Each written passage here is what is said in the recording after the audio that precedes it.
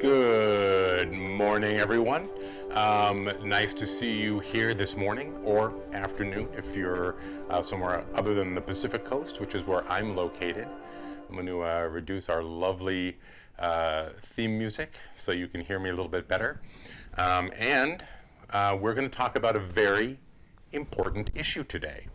And that very important issue is the issue of scales. I've been making the joke, oh, it's a weighty issue. Ha ha ha. Yes, we're a pun-heavy organization. I know that. I know that.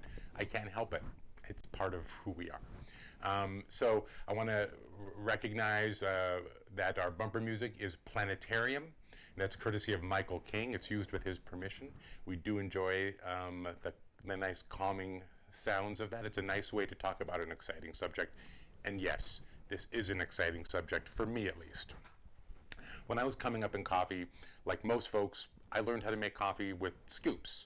And I want to be very clear here that the key thing we're going to really talk about today is proportions and ratios. And that is really what actually really matters, is having the right amount of coffee for the amount of water we're using to brew. That has to do with how the water interacts with the coffee, interacts with non-water solubles, interacts with water solubles, and how it pulls the things we want out of the coffee. The right amount of water to coffee. That's the key thing, and we'll talk about that in the second half of the conversation. However, a great way to ensure that we are dealing with the right ratios and right proportions is to be using the proper tools. So that's what I want to talk about today. I want to talk about scales. So I said in some of the materials put out on Facebook this morning that I'm going to claim that the scale is the second most important tool in your kitchen. And I say that not just in your coffee corner, but in your kitchen. And I think if you have any bakers at home right now, I know that baking has gone off the charts all across the country. So if you have bakers in your home, you know that they got turned on to scales probably years ago, because weighing in baking is what produces really steady results, where the same thing is actually true for coffee. So I'm going to do a quick demo, and we're going to take a look at why that might be by discussing coffee a little bit. So we'll take a look over here at our scale. This is the Ascali scale, and I have three types of coffee you'll see here, right? So I have my Guji right here, boop, boop, boop. I have some Bolivia, which we're going to be using in our Brew Together event on Saturday, which you should check out. I'll talk more about that at the end of the show today. And then I have some Bohemian. So two single origins from two different parts of the world, two different types of coffee with different processing methods. And so what that means is that we can take a look at these coffees, and it's not quite as easy as if you were here with me, but you can tell that they are in fact different in size and shape slightly. You know, slight differentiations. If you were to take a handful of the coffees and just look at them, you'd just say coffee, but they are different. And then we have a blend, right, the Bohemian here, which this coffee has a darker roast applied to it. We can probably tell it most by looking at it next to, I have these mixed up, this is the Guji here, right? Much smaller beans for the Guji than for the Bohemian. So that has an implication, doesn't it? If we're talking about using a volumetric tool like tablespoon, right? Or we often think about how we're going to measure our coffee. Brendan says that cooking is also important. He uses scales and thermometers daily when he cooks. He says those who do not suffer for it, and I think he must mean the people he's cooking for. All right, so here's what we want to do, and this is just a really quick little exercise. We're going to put on a container here. We're going to start our scale up and tear it out to grams, and we're going to take a sample of, you know, this is the trick. This is the first place where we start having some issues. So here we have a tablespoon. Oh, get it below my thing. Tablespoon, right? And you can see there's some coffee above, there's some below. Because of the size and shape issues of the coffee, each tablespoon is going to be a little bit different. That was 7. I just got into 14, so it wasn't quite there. Okay. There we have 20 grams. The Gucci. All right.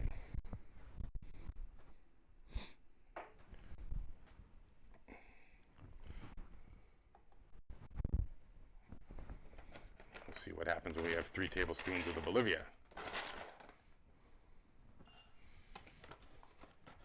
Ooh, there we go. First big difference. Okay, that one a little bit different.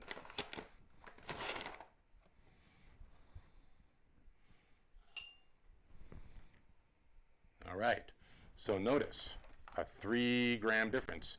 3 tablespoons, 3-gram difference. And then let's see what happens with this Bohemia blend.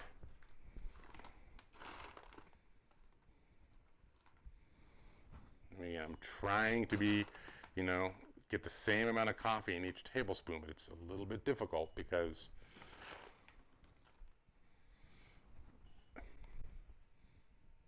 all right, so split the difference there, right? So let's see, line them up in how they're presented here. That's the Bohemia, that's the Bolivia, and that's the Guj. So 3 different coffees, 3 different weights when we use a volumetric tool. Now, I mean, those numbers might seem small. However, we're going to brew 1 cup of coffee today, and we're going to be using a little bit less. We're going to be using 16 grams of coffee when we brew that today. But if you were to blow that up to making like a Chemex, which makes multiple cups of coffee, okay. All right. Thank you, Forrest, for your comments. All right. Here we go. Forrest doesn't seem to care too much about it, so that's cool. There we are. All right. So we'll just remove that. But thank you, Forrest, for watching. So that is the differentiation with the scales. Now, I want to point out that there is a relationship between volume with water and with volume and weight. So what we're going to do is we're going to, and I have to watch the actual scale because there's a slight delay in these cameras. I'm going to measure it out to 200 grams of water.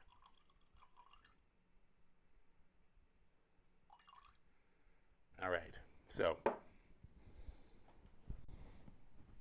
and you can't quite tell, and I can't move the camera, but in fact, so when we say 200 grams of water on the scale, that makes 200 milliliters of water, all right?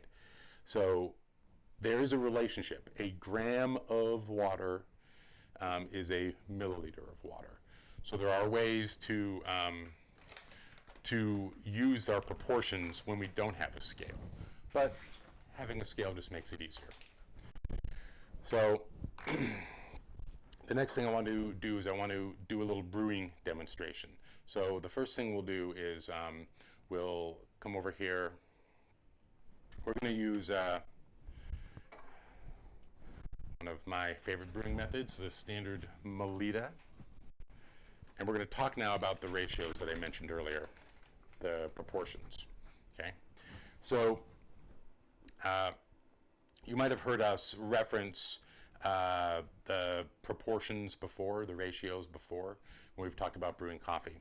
So I'm going to be using a 1 to 16, a 1 to 16 ratio. That means it's going to be 1 gram of coffee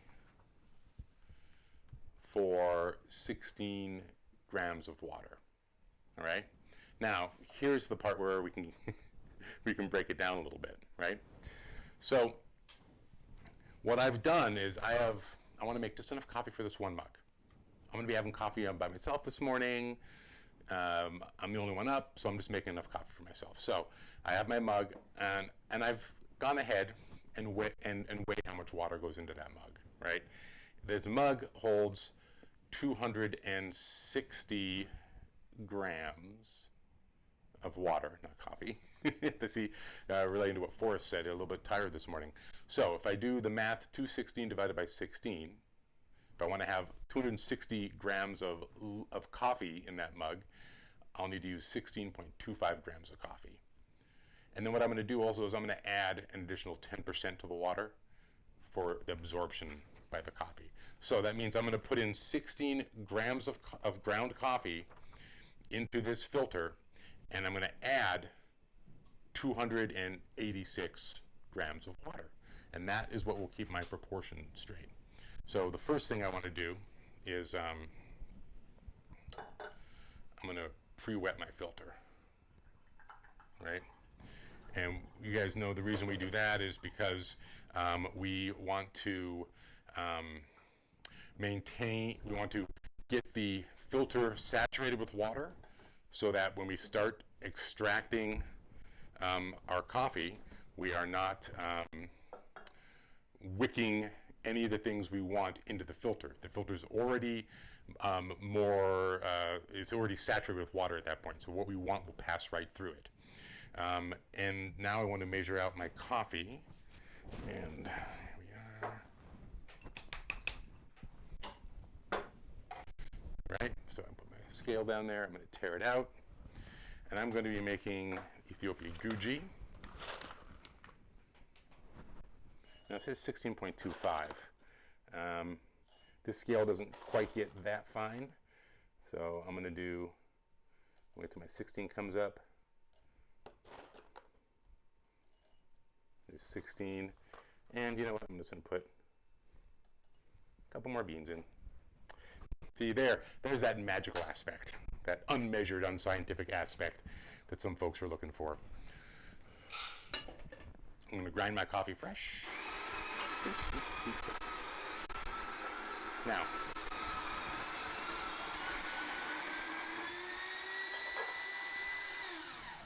at this point I put my mug and my milliliter filter on top of the scale. I'm going to remove myself there so you can see me. And now I'm going to, I always like to weigh the coffee to make sure I haven't lost any in the burrs, or just to be clear.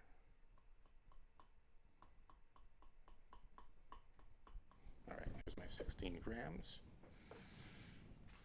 I'm just going to give it a little bit of a shake there. All right, so I'm going to tare again because I want to get back down. Now remember, I have 16 grams of water there. So that means I want to bloom the coffee first by adding approximately the same amount of weight of water. Look at that, I already lost it. Look at that, see? Tear again. So I'll start by adding 32 grams.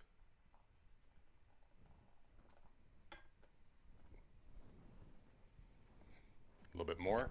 Again, because I'm watching the screen as opposed to watching the actual scale. I have to stand up to do that. I'm going to wait about 30 seconds. You'll see that coffee, the big bubbles appearing on top there.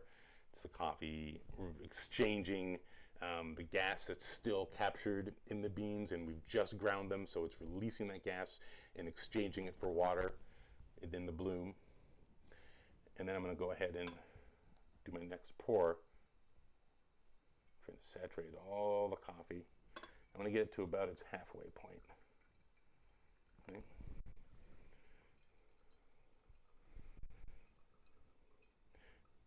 Now, the great thing about this is when we weigh it, we don't have to guess. We just bring our coffee.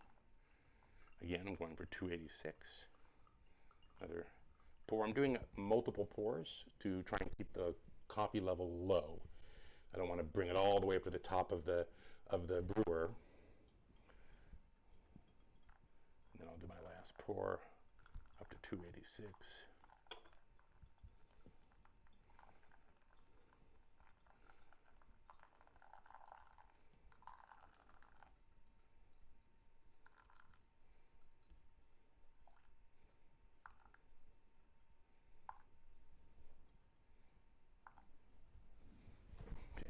And then you might have seen when I've done these pour overs before, I'll do a little thing where I'll kind of rotate the coffee around. And that brings coffee down from the sides of the filter. And so the goal is, as the water passes down, I talked about this yesterday when we did the Chemex, when in a conical shape, whether it's like a true cone like a V60 or a Chemex, or in this case a Melita, which is a kind of a partial cone with a flat bottom or a ridge at the bottom, the water will push the coffee over to the sides, right? And then the water drains down through the grounds and can leave some of the grounds on the wall. I want to try and agitate those back down into the slurry of the coffee so that we capture everything we can out of it.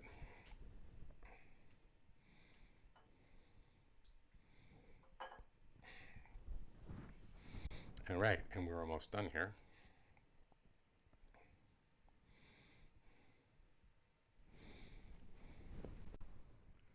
Not quite.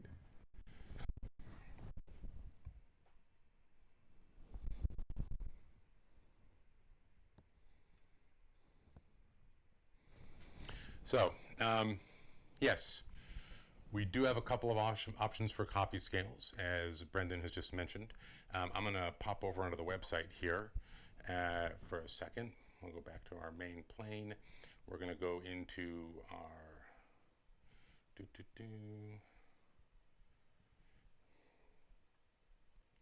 here we are. So if you pop onto our website, you'll go over to coffee, but brewers and accessories. Go down over to accessories, and you'll see we have two different options. We have the Brewista Smart Coffee Scale and the Ascali Primo, which is the one I was using today. Let's go ahead and take a look at that one. And remember, the discount that we are hopefully constantly reminding you of applies to this scale as well, right? So if we go ahead and choose an option, first of all, you can choose different colors. I like the orange myself. I'm going to add that to my cart. And then you go to your cart and go to checkout. Make sure that you put in the discount code here. Watch and learn 10, right? Make sure you spell that and apply the coupon there. And you'll see, of course, that it removes that 10% off the top of that. Great. And throw in some coffee, and you get free shipping. Not such a bad deal. I wanted to remind folks that we are going to be having an event this Saturday. It's at noon Pacific time, 3 o'clock Eastern time, and it is a brewing together event in which we're going to be using a Chemex through a Zoom call and our Bolivia coffee to brew coffee together, right? So we'll have several of the folks, myself, Brendan, a few other of the Batdorf staff.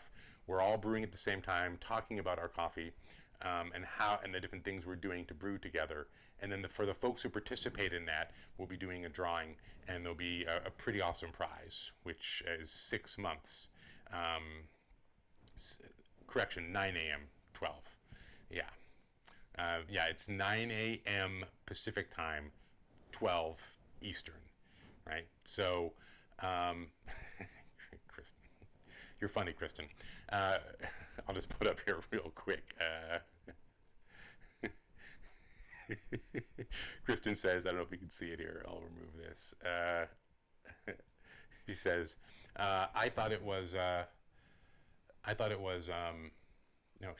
able to move through this. She says, we said it was 9 a.m. a.m. Pacific time, 12 p.m. Eastern time. She says, oh, I thought it was 12 p.m. Eastern time, 9 a.m. Pacific time. Very funny, Kristen. You are a laugh rat. I love it.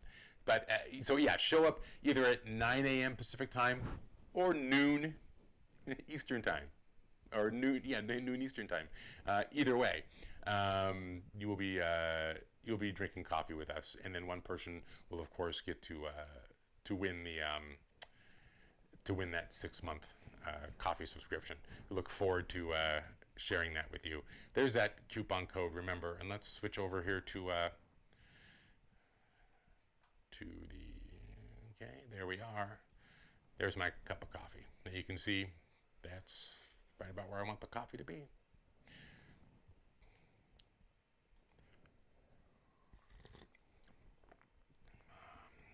Guji. We did a deep dive into Guji yesterday, in which we brewed it a couple different ways, and it was awesome. It was great to brew it through a Chemex, and then Brendan did some work with espresso on it. Really fun to take a look at our coffees that way.